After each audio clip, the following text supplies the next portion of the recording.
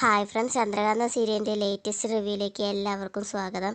അപ്പോൾ ഇന്നലെ കാണിച്ചിരിക്കുന്നത് നന്ദ ലക്ഷ്മിയമ്മയുടെയും പ്രിയേച്ചിയുടെയും അടുത്ത് അടുക്കളയ്ക്ക് പോയിരിക്കാവും. എന്നിട്ട് ഇങ്ങനെ പറയും, എൻ്റെ ഗൗതം സാറിനെ അവൾ എന്തിനാണ് നോക്കുന്നത്? എൻ്റെ ഗൗതം സാർ എത്ര ദേഷ്യപ്പെട്ടാലും ഞാൻ ഇന്ന് കോളേജിൽ പോവില്ല, ആരും അതിന് നിർബന്ധിക്കണ്ട എന്നൊക്കെ പറയും. അപ്പോൾ ലക്ഷ്മി പറയും, ഇത്രയ്ക്ക് പാവമായിരുന്നോ എൻ്റെ നന്ദമോള്? അമ്മ ഇവിടെ പാറ പോലെ ഇരിക്കുമ്പോൾ പിങ്കിയെ ആ മുറിയുടെ പരിസരത്ത് പോലും ഞാൻ അടുപ്പിക്കില്ല. പിന്നെ എൻ്റെ മോനെ നോക്കാൻ ഒരു പിങ്കിയുടെ ആവശ്യം എനിക്കില്ല. അവൻ്റെ പെറ്റമ്മയുള്ളപ്പോൾ പിന്നെന്തിനാ വെറുതെ പിങ്കി എന്നൊക്കെ പറയും. പിന്നെ അരുണുണ്ടാവും, കട ജഗന്നാഥൻ നോക്കല്ലേ.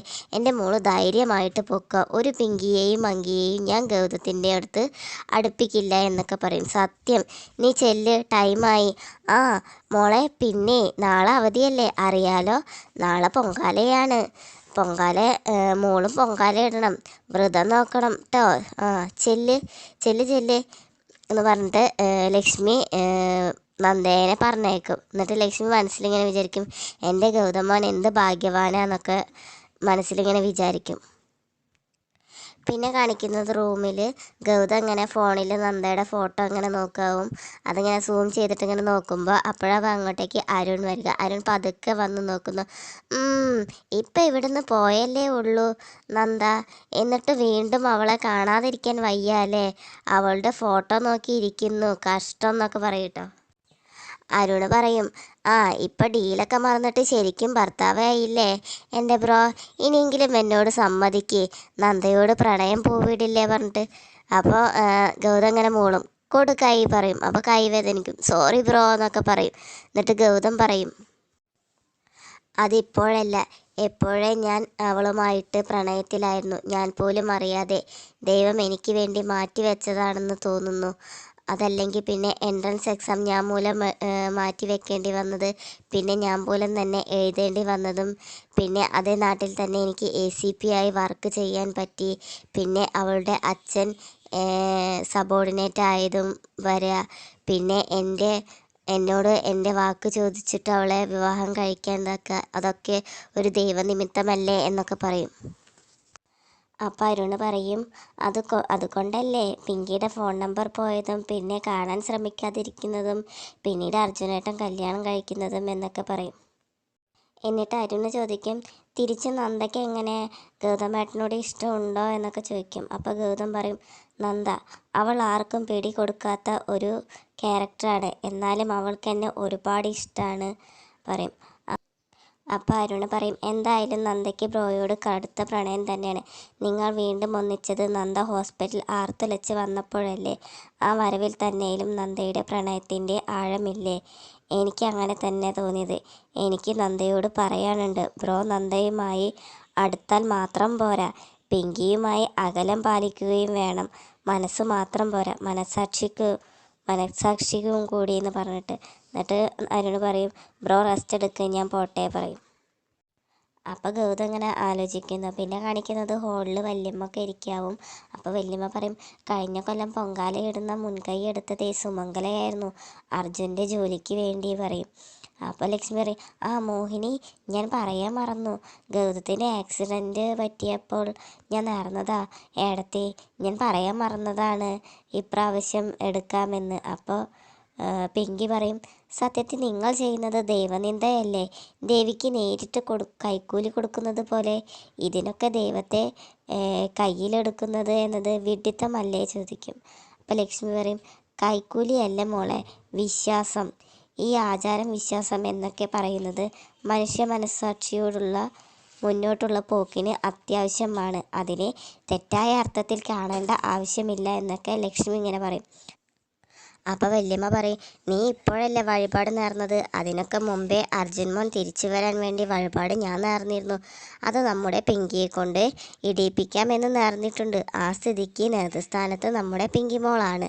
ഒന്ന് ആലോചിച്ച് നോക്ക്, 10 ആൾ കൂടുന്നിടത്ത് നോക്കാൻ നന്ദയ്ക്ക് പറ്റുമോ? പിങ്കിക്കാണെങ്കിൽ അത് വേണ്ടോളം ഉണ്ട് പറയും. അപ്പം ലക്ഷ്മി എണീക്കുന്നു. എന്നിട്ട് പറയുന്നു, അങ്ങനെ മനസ്സിലുള്ളതെല്ലാം പുറത്തു വരട്ടെ എത്തി. നന്ദയോടുള്ള എതിർപ്പ് അത് അർജുനു വേണ്ടിയുള്ള പൊങ്കാല നടന്നതല്ല.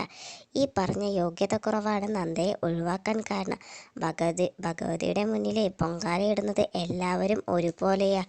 അത് ഏത് പ്രൊഫസറുടെ മോളെന്നോ പോലീസുകാരുടെ മോളെന്നോ കൂലിപ്പണിക്കാരൻ്റെ മോളെന്നുമില്ല. ഒരു വേർതിരിവൊന്നും ഭഗവതിക്കില്ല എന്ന് പറയും. അപ്പോൾ പിങ്കി പറയും, എനിക്ക് ഈ പൊങ്കാല ഇടുന്നതിനൊന്നും ആവാനൊന്നും ഒരു താല്പര്യമില്ല, അതിമോഹവുമില്ല. ഇപ്പോൾ ഈ വീട്ടിലെ നായിക നന്ദയല്ലേ, അവളെ തന്നെ ആയിക്കോട്ടെ. ഞാൻ നായിക ആവാനൊന്നും ഇല്ല, അവളുടെ മുന്നിൽ പൊങ്കാല ഇടാനും ഞാനില്ല. അത് പറഞ്ഞ് പിങ്കി പോകുന്നു. അപ്പോൾ മോഹിനി വേഗം എണീറ്റിട്ട്, വെറുതെ ദേവദോഷം പറയല്ലേ, നമ്മുടെ അർജുൻ തിരികെ വരാനല്ലേ പിങ്കി, ഇവിടെ നിൽക്ക് പറയും. അപ്പോൾ ലക്ഷ്മി പറയും, മോളെ എനിക്കൊന്നേ പറയാനുള്ളൂ, ഈ കുടുംബത്തിലെ പിണക്കവും വാശിയും എല്ലാം വൈരാഗ്യവും ദേവിയെ കരുവാക്കരുത്. അങ്ങനെ വല്ലതും സംഭവിച്ചാൽ നമുക്ക് ദേവീകോപം ഉണ്ടാകും പറയും. അപ്പോൾ വല്യമ്മ പറയും, അപ്പോൾ പവിത്ര പറയും, ഞാനൊരു കാര്യം പറയാം, നന്ദയും പിങ്കി ചേച്ചി നേതൃത്വം കൊടുക്കട്ടെ പറയും. അപ്പോൾ ലക്ഷ്മി പറയും, ആ ഇടത്ത് പവിത്ര പറഞ്ഞതാ ശരി, ഈ അടുത്ത് വന്നതല്ലേ ഇവർ രണ്ടുപേരും, അപ്പോൾ ഇവർ തന്നെ ഇതിന് നേതൃത്വം നൽകട്ടെ പറയും. അപ്പോൾ വല്യമ്മ പറയും, ആ എങ്കിൽ പിന്നെ അങ്ങനെ ആവട്ടെ മോഹിനി, അതന്നെ നല്ലത്. അവർ രണ്ടാളും നന്നായിട്ട് ദൈവത്തെ പ്രാർത്ഥിച്ചിട്ട് പൊങ്കാല ഇടട്ടെ. ഇതാണ് ഈ വീട്ടിലെ മൂത്ത കാരണവര്ത്തി എന്ന സ്ഥിതിയിൽ എൻ്റെ തീരുമാനം എന്ന് പറയും. അത് കഴിഞ്ഞിട്ട് പിന്നെ കാണിക്കുന്നത് നന്ദ കോളേജിൽ നിന്ന് വരുന്നു, എന്നിട്ട് റൂമിലേക്ക് പോകുന്നു. അപ്പം നന്ദ റൂമിൽ കാണാം അരുണ് കിടന്നുറങ്ങുന്നുണ്ടാവും, ഗൗതം ഇങ്ങനെ സോഫയിൽ ഇരിക്കുന്നുണ്ടാവും. അപ്പോൾ ഗൗതത്തിനെ കണ്ടിട്ട്, ഇതുകൊണ്ടാണ് ഞാൻ പറഞ്ഞത് ഞാൻ കോളേജിൽ പോകുന്നില്ല പഠിക്കുന്നില്ല എന്നൊക്കെ പറഞ്ഞത്. ഇപ്പം കണ്ടില്ലേ, രോഗിയെ കെയർ ചെയ്യുന്ന ആൾ കിടന്നുറങ്ങുന്നു, ഗൗതം സാർ ഇവിടെ ഇങ്ങനെ ഇരിക്കുന്നു. എന്നിട്ട് അരുണിനെ പോയി വിളിക്കാൻ നിൽക്കുമ്പോൾ അപ്പോൾ ഗൗതം തടുക്കും, വേണ്ട അപ്പോൾ ഉറങ്ങിയിട്ടേ ഉള്ളൂ, കുറേ നേരമായി എന്നെ ഇവിടെ പിടിച്ചിരുത്തിയിട്ടാണ് അവൻ കിടന്നിരിക്കണേ, എണീപ്പിക്കണ്ട എന്നൊക്കെ പറയും. അപ്പോൾ എന്താ കോളേജിലത്ത് പോയി പഠിച്ചില്ലിരിക്കുമ്പോൾ, എനിക്ക് ഒന്നും തലയിൽ കയറണ്ടാന്നില്ല, ഇവിടെ സാറ് വല്ലതും കഴിച്ചോ, മെഡിസിൻ കഴിച്ചോ, പിന്നെ കിടക്കുമ്പോൾ ഒന്ന് വീണോ, അതിൻ്റെയൊക്കെ ടെൻഷനായിരുന്നു എന്ന് നന്ദ ഇങ്ങനെ പറയും. അപ്പോൾ ഗൗതം അവളെ ഇങ്ങനെ നോക്കും. അപ്പോഴാവും അരുൺ എണീറ്റ് വരിക. അപ്പോൾ നന്ദേച്ചി വന്നോ ചോദിക്കും. നീ ഇവിടെ കിടന്നുറങ്ങാനേ പറയും. മെഡിസിൻ വേണ്ട എല്ലാ കാര്യങ്ങളും ഞാൻ ചെയ്തേക്കണമെന്നൊക്കെ പറയും. അപ്പോൾ ഗൗതം ചോദിക്കും, ഇന്നെന്താ ലേറ്റായത് കോളേജിൽ നിന്ന്? ഇന്നേ ഞങ്ങളുടെ ഇതിലെ കോളേജിൽ ഫസ്റ്റ് എക്സാമിൻ്റെ റിസൾട്ട് വന്നു, എനിക്കാണ് ഫസ്റ്റ് കിട്ടിയിരിക്കുന്നത് പറയും. അതിൻ്റെ ഒരു ട്രീറ്റായിരുന്നു ഇന്ന്, അഭിസംബോധന ആയിരുന്നു എന്നൊക്കെ പറയും. അപ്പോൾ അരുണ് പറയും, കൺഗ്രാജുലേഷൻസ് നന്ദ എന്നൊക്കെ പറഞ്ഞിട്ട് അനുമോദനങ്ങളൊക്കെ കൊടുത്തിട്ട് പോവും. അപ്പോൾ എന്നിട്ട് ഗൗതത്തിനോട് നന്ദ ചോദിക്കും, അരുൺ എന്നെ കൺഗ്രാജുലേഷൻ പറഞ്ഞു, ഗൗതം സാർ എന്താ പറയാതിരുന്നേ ചോദിക്കും. അപ്പോൾ ഗൗതം പറയും, ഞാൻ ഇന്നലെ രാത്രി തന്നെ പറഞ്ഞിരുന്നു, നന്ദയുടെ കൈ പിടിച്ചിട്ട് എൻ്റെ നെഞ്ചിൽ വെച്ച് ഞാൻ എന്താക്കിയില്ലേ, എനിക്കറിയായിരുന്നു നിനക്ക് നാളെ ഫസ്റ്റ് കിട്ടുമെന്ന്. അപ്പോൾ പറഞ്ഞിട്ട് നന്ദ ഇങ്ങനെ മനസ്സിലോട്ട് ഇങ്ങനെ നോക്കും. പിന്നെ കാണിക്കുക, പുറത്ത് പവിത്ര ഇങ്ങനെ നിൽക്കുന്നുണ്ടാവും. അപ്പോൾ അരുൺ ഇങ്ങനെ വരും. അരുണേട്ടാ വിളിക്കും പവിത്ര. അപ്പോൾ എന്താ ചോദിക്കും, ഞാൻ കുറേ നേരമായി നിൽക്കണു, അപ്പോൾ നിനക്ക് അകത്തേക്ക് വരല്ലോ വെച്ചു. അങ്ങനെ മറ്റാരുടെയും സമ്മതം ഇല്ലാതെ ഞാൻ ഒരാളുടെ റൂമിലോട്ടും വരത്തില്ല എന്ന് പറയും. ഇത് കേൾക്കുന്ന അരുണ് ഭയങ്കര ചിരി വന്നിട്ട് ഇങ്ങനെ ചിരിക്കും. നീയോ ഒരാളുടെ സമ്മതം കൂടാതെ അകത്തേക്ക് വരില്ലെന്ന്, എന്തോ ആടി എന്നൊക്കെ പറയും. അപ്പം എന്താ അത് പോട്ടെ, നീ എന്തിനാ ഇവിടെ നിൽക്കാറുണ്ട്? അതെ, നാളെ ഇവിടെ പൊങ്കാലല്ലേ, പരുണേട്ടൻ എനിക്കൊരു കാര്യം വാങ്ങിച്ച് തരുമോ ചോദിക്കും. അപ്പോൾ എന്താ ചോദിക്കും, എനിക്കൊരു സെറ്റ് സാരി, ഞാൻ നന്നായിട്ട് ചമഞ്ഞൊരുങ്ങുന്നത് ആർക്കാ അതിൻ്റെ ക്രെഡിറ്റ്, അരുണേട്ടനല്ലേ, എന്നാൽ ആ ക്രെഡിറ്റ് എനിക്ക് വേണ്ട, ഞാനിപ്പോൾ വാങ്ങിച്ച് തരൂല്ല എന്ന് പറയും. അപ്പോഴാവും അങ്ങോട്ടേക്ക് പിങ്കി വരിക. അപ്പോൾ പിങ്കി വന്നിട്ട്, എനിക്ക് അരുണിനോട് കുറച്ച് സംസാരിക്കാനുണ്ടെന്ന് പറയും.